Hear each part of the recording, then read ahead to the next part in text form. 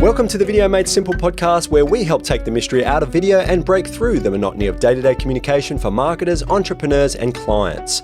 Watch and listen to the world's best video strategists, business leaders, and communication experts to supercharge the way you sell, market, and teach. How would the world change if you were an exceptional communicator? You said it the way you said it because that's the way it needed to be said in the moment. Open your mind to the potential of video. It's all about showing rather than telling people. The whole idea was to create bingeable content. This guy actually made me a video. He took the time. That's probably the type of support and care I'm going to get when I'm paying these people a lot of money for their product. And lead your business into a world of modern communication. You don't have to spend millions of dollars Spielberg production to get an outcome. Within 24 hours of opening that email, we could tell they are watching that full 20 minutes. And video is the most powerful tool for convincing and converting. So we are in the driver's seat. With practical tips that will help you become a better video marketer. This is the Video Made Simple podcast. And this is only a measure. It can only get better. It can only get better. Hello, video marketing professionals, and welcome to the podcast that takes the mystery out of producing videos. I'm your host, Chris Schwager, and today our guest is Yoni Kosminski from Melbourne, Australia, and now, as I just realized, based in Israel. He is founder and CEO of Escala, a management consulting firm for Amazon and e-commerce businesses, and Multiply Me, an end-to-end executive recruitment and HR solution that connects top talent from the Philippines. He spent a decade in digital marketing and creative advertising globally, developing digital strategy for the likes of Mercedes-Benz, MasterCard, and Sony. Back in 2018, Yoni was able to expand an e-commerce Amazon business from 2 to 5 million in just 12 months. Wow, what an achievement. He's grown Escala and Multiply Me from a 4-man team to over 250 people on payroll, supporting more than 75 businesses, responsible for more than $500 million in annual revenue. So to learn how to scale your business, let's chat to Yoni.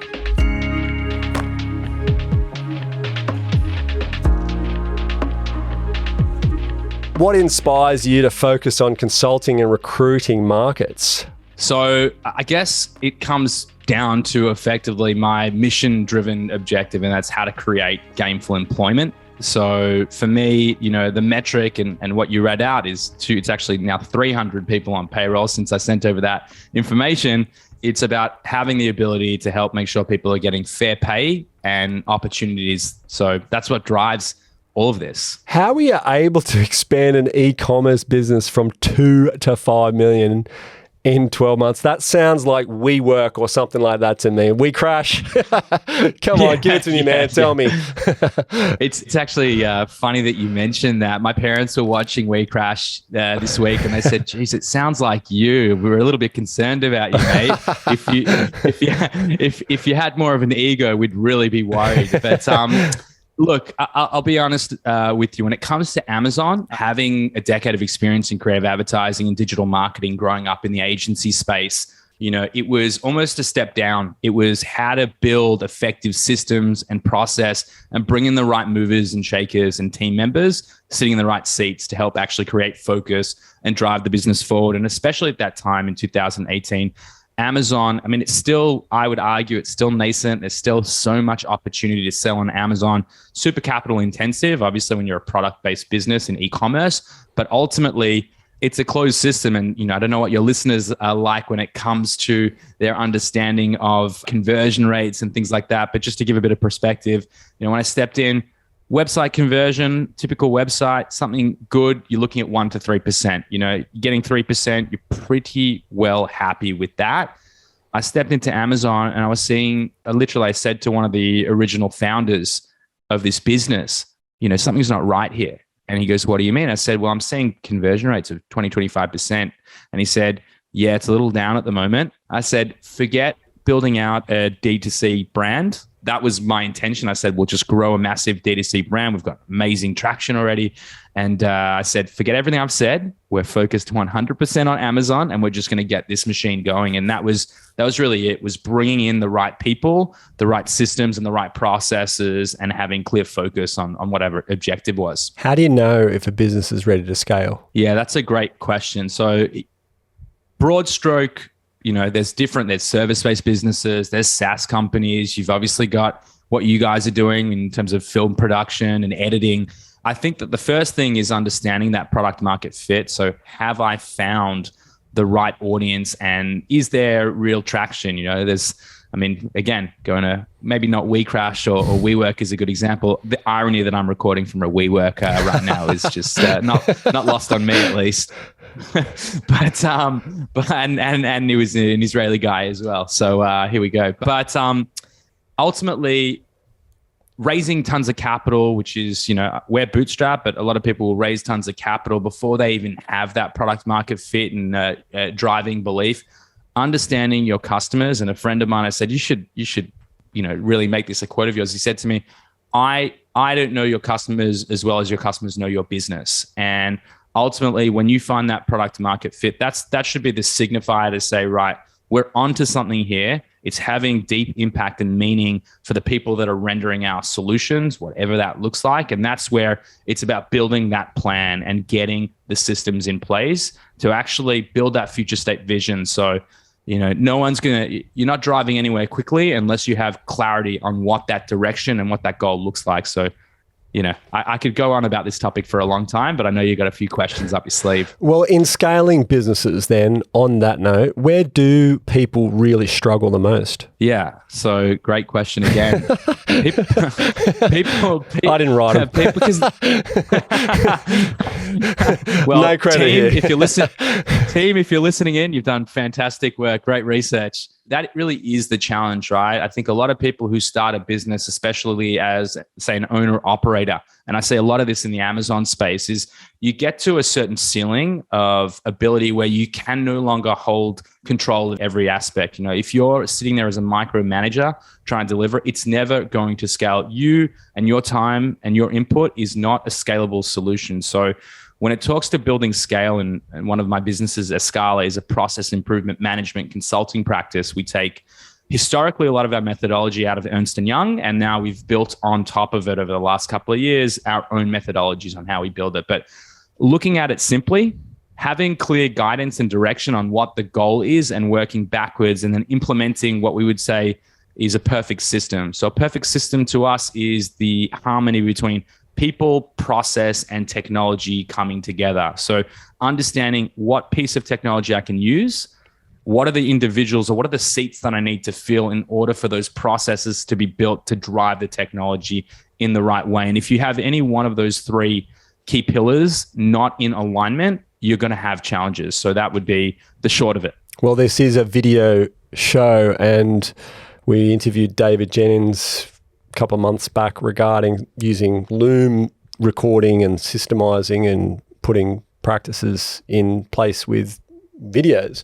What role do you think videos can play in scaling businesses and finding talent? Yeah, that's a revolutionary tool, Loom. That has changed the game for us, for our clients. We are huge believers in video production and its impact in virtually every aspect. So when you ask the question, what role does video play in scaling a business? So when we document processes in our consulting business, we believe that no video should be more than 3 to 5 minutes long, so that when you're looking to re-record, you're not having these huge chunks of time. So literally every single team member that joins our company goes through an onboarding process where there's sequences of videos to help automate and systemize that and effectively understand what does that journey look like. You can take it from the marketing perspective. There's nothing more powerful in communicating storytelling, which is what everything's about, right? It's all about storytelling when you talk about business and the journey that we're all on in life and in business. And it's very hard to disseminate between the two. They are so closely linked. But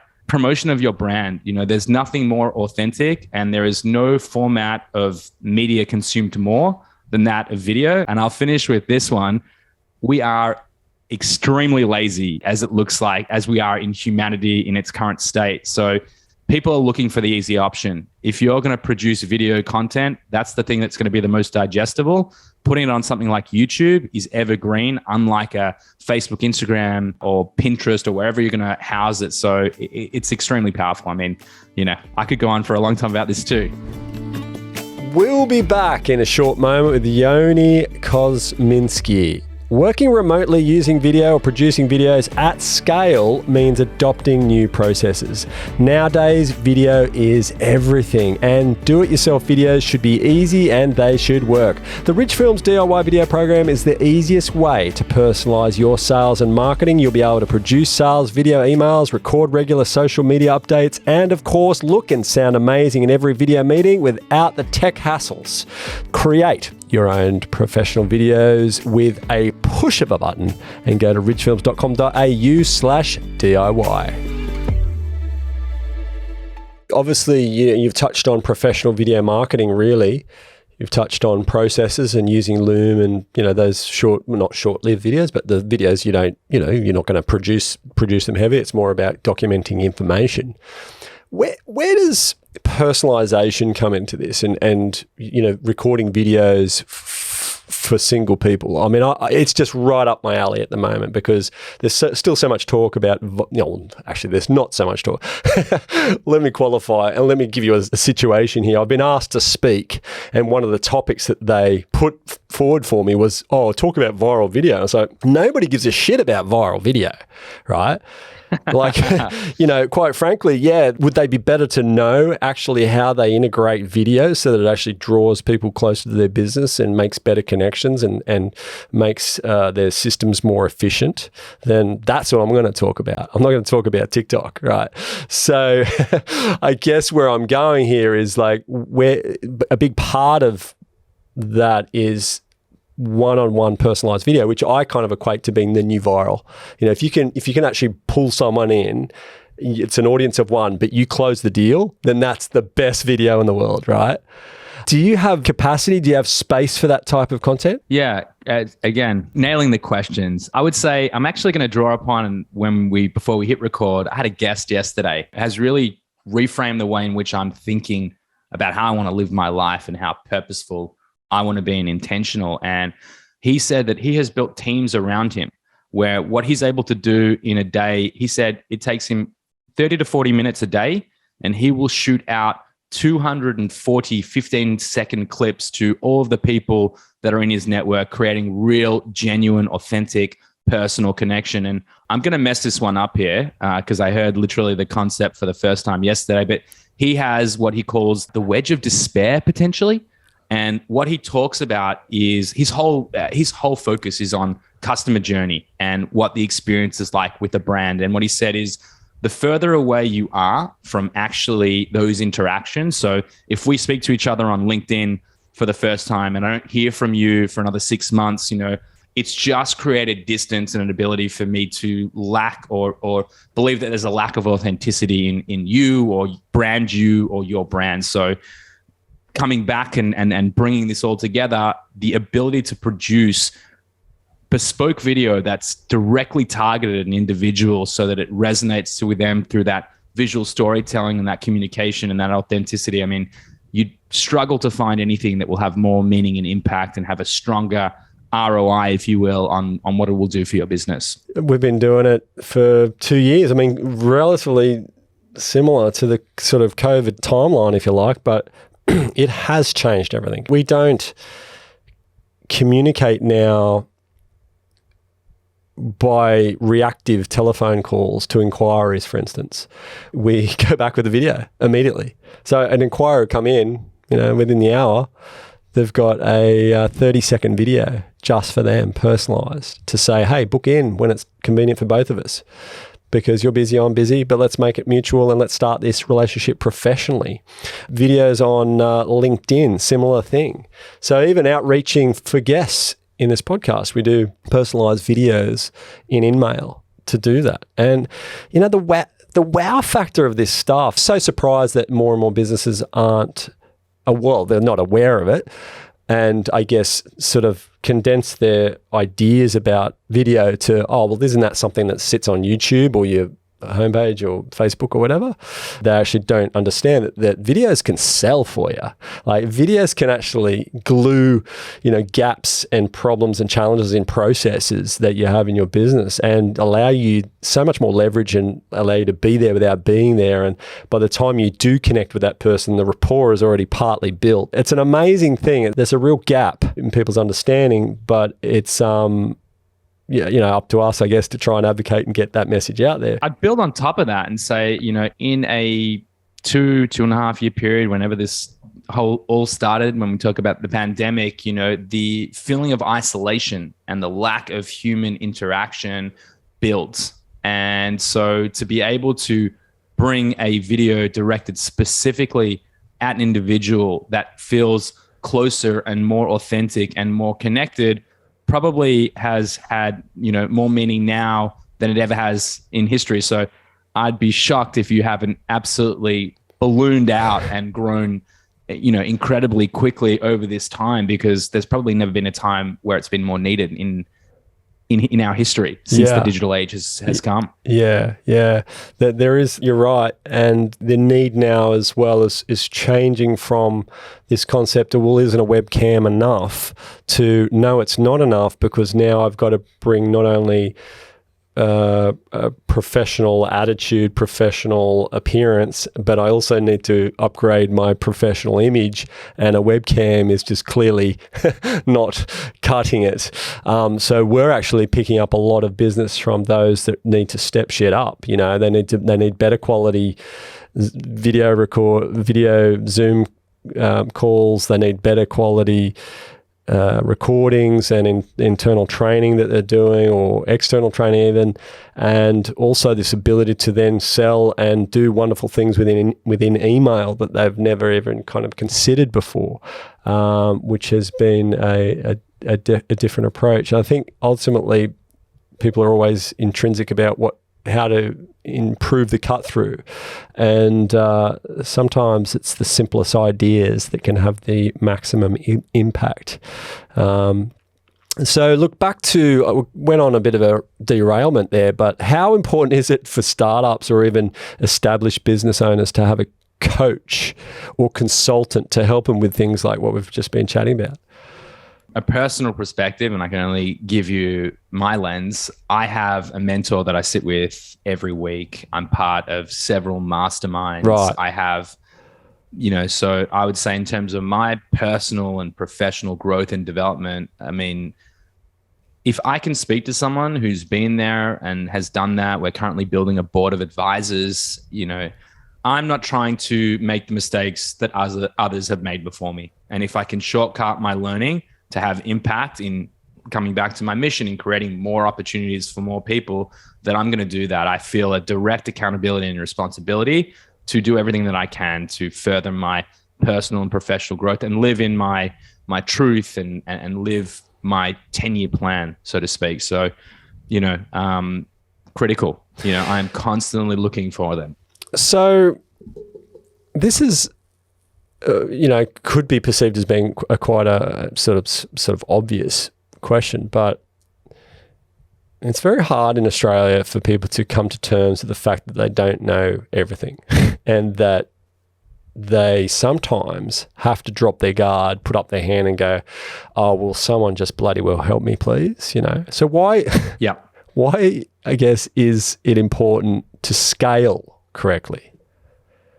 Yeah. So I would say it's important to scale. And again, it comes down to what you are trying to achieve in your life. Sure. The two biggest levers that you will pull in your lifetime are going to be either time or money. Yep. Right? You always want to be able to buy more time. Every entrepreneur that you'll ever come across is, I want my freedom, I want my time, and I want to make more money. So when you talk about scaling effectively, I have, a pretty large team. I'm running multiple businesses.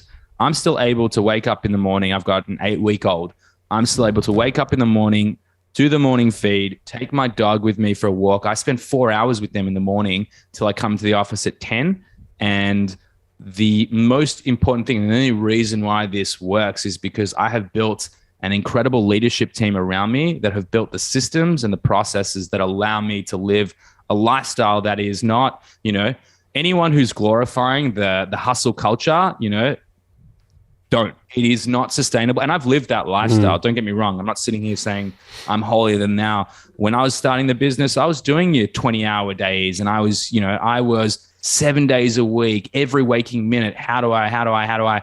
And at some point, there's that breaking point. And, I'm really fortunate that I invest in my education. You can see over my shoulder right now, there's a book called EOS, Traction, the Entrepreneurial Operating System. So I actually flew to an event in Orlando last week to see the EOS conference and see Gino Wickman, the guy who wrote the book, and also the EOS Life and Rocket Fuel and a bunch of these other books. And, it just helps guide me so deeply in understanding that I love what I do every day, but I want to create balance, and I want to have meaning and purpose in my life. And I want to invest the time in the things that are important. That's my family. Yeah. So coming back to it, why is scale important?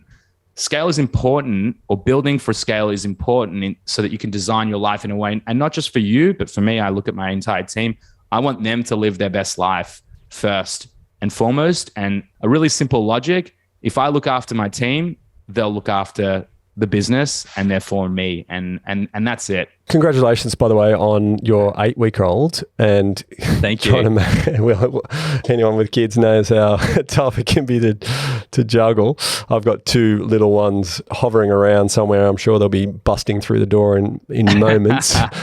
How good is that? But I'm interested to know, who was the guy that you were talking to yesterday, so that maybe the audience can latch onto your podcast and listen? His name's George Bryant, and I think it would be great to have him on because just wow. I mean, I typically like to record for about 30 minutes. That podcast went for an hour and 10, an hour and 15. Yes. I just was living every minute, and I didn't want him to get off, and he was happy to oblige. He just, incredible. And for my listeners, or our listeners, I should say, tell them about your podcast for a second. Yeah. So the podcast that I started about 1.5 years ago now, it's called Successful Scales. And it's all really about the entrepreneurship journey, on talking to people who have built large businesses. And I go a pretty broad gamut. So I'll tell you guys openly, don't listen to the early episodes. They're pretty shit. But, like everything, you get a lot better. So as you get past sort of episode 30, they start to improve. It's up to probably 82 now. And I'm actually happy to send I can send you a best of podcasts, or the ones that will resonate most. But ultimately, I'm getting anyone from, people that have raised hundreds of millions of dollars, to people that have built billion-dollar companies, to large e-commerce businesses, to people that are a little bit more tactical, helping educate you on how to scale your business from a position of a specific, line of questioning. So it might be the psychology behind it. It might be the culture and the team. It might be the media spend. It might be anything like that. Well, I'm keen to listen, and I'm sure if you like what you hear today, then shoot over and have a listen to that podcast. So I've only got one more question before we wrap up, and that is, why Philippines? Why choose the Philippines as the talent pool for Multiply Me? I had a really profound experience probably 4 or 5 years ago when I started working more heavily with the Philippines. I found talent. So there's like a bunch of websites that you can find talent out of the Philippines. I like to call onlinejobs.ph the gateway drug to the Philippines, where you find talent that's just good enough to do some baseline tasks. And that's where you get sort of this VA culture, which I hate. You'll never hear me say that we place VAs. That's not what we do. We find high level professional talent that live in the Philippines. The Philippines resonates with me for many, many reasons, but just to build sort of the 10,000 foot picture, you've got a population of 120 million people. Wow. Inside of that population, 95% are college educated or above, as in not inside of the 120 million people, of the people that are working in the business process outsourcing space. Of them, all of that education is done in English. So they grow up speaking English. So there's none of that language barrier. I have like a bit of a weird American accent, if I admit. But ultimately, it's the intrinsic motivators. So it's about loyalty and integrity. It's super non-confrontational. Attention to detail is highest out of probably almost any other culture. So what you find is a highly motivated, loyal, educated, and capable, driven team. And so I owe all of my success to the Philippines, and I will sing that message for the rest of my days. And lastly, again, coming back to the Multiply Me business and why we built it, I understood that a lot of people enter the BPO space and take a pay cut working with foreign entities. I asked my early team members that I took from the previous company that scaled from 2 to 5 million. I said, what were you getting paid at your absolute maximum when you were working corporate Philippines? And it was about 3 times higher than what we were paying them then. Plus they had healthcare, social security, HMO, PhilHealth, 13th month, and Pag-ibig. And I said, I don't want to live in a reality where you have to sacrifice a single dollar, because the cost of living there is 50 to 80% lower anyway. So even with all of these benefits, you're still looking at probably a quarter of the price of what you would pay someone in Australia or the US, and some of the top talent, maybe a third. I mean, there's people, honestly, if I'm honest, that I pay more than I pay myself right now in the Philippines. That's just how good they are, and they deserve every cent. They're balling out, let's put it that way. But that's really, I mean, you can hear the passion in my voice. I have just a deep affinity. Man, I'm with you. I'm a huge advocate. And the work ethic, some people here are so like entitled, it's ridiculous. Bitch and moan because they couldn't get their second investment property, It's like, relax, what I mean? Like, yeah. What's crazy to lean on that point is, I think one of the biggest concerns I have is making sure that they're not overcommitted to the hours that they're working. When I'm seeing them checking in at 2-3 in the morning, it's like we've built company policy. Like when we send a Slack message, there's no expectation to respond right away. And to the point now where it's like, if you respond in hours that are like really not appropriate, say 2 through 6 a.m., we'll docket you. We'll fine you. Like, that is not okay. You need to switch off. You need to be focused on living a healthy work-life balance. And Yoni, tell us how our audience can reach you. So if you're interested in Escala or in Multiply Me, check out the websites. I'm sure you're smart enough to have show notes, so you'll probably find them in there.